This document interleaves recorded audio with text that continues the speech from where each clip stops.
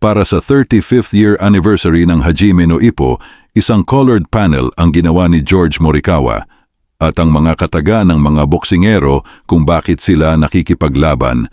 Hajime no Ippo, 1471, Lightning Strike. Nagre-resonate na ngayon si Rosario kay Mashiba at nagsimula na ang round 6.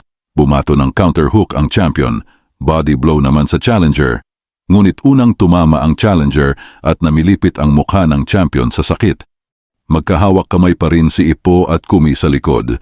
Nagtitiwala na mananalo si Mashiba. Nagpapalitan ng suntok ang dalawang boksingero. Nagkomento sila sa Wamura sa laban. Halos matamaan na siya kanina. Tingin mo alam ni Mashiba na pinupuntirya siya ng champion para i-counter? Tanong ni Sendo. Kahit alam niya, wala itong pagbabago. Matira-matibay na ito.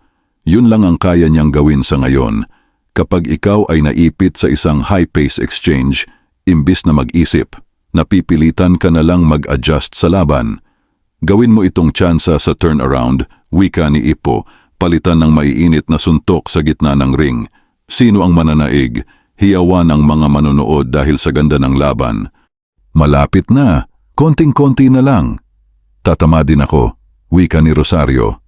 Ang buhay ko ay walang halaga. Trinaydor ako noon ng paulit-ulit. Ang aking mga kamao, hindi nila ako niloko. Sila ang nag-udyok sa akin na. Pagkatiwalaan sila at sila ay tatama. Nakatutok ang mga manonood sa nangyayari at nang babato ng kanan si Mashiba. Eto na, wika ni Rosario. Sinabayan niya ito ngunit isa na namang body blow ang nagpahinto sa kanya. Napakabagal ko. Kailangan ko ulit-ulitin, dapat galing sa loob. Mas maiksi, mas malapit. At bago tumama ang counter ni Rosario, ay natapos na ang ating chapter. Isa cliffhanger ang iniwan sa atin ni George Morikawa, mga kaibigan. Ano kaya ang magiging epekto nito kay Mashiba? Tutumba na kaya ang challenger? Makakatamo ng malaking pinsala? O di kaya makakailag? Abangan natin sa mga susunod na kabanata.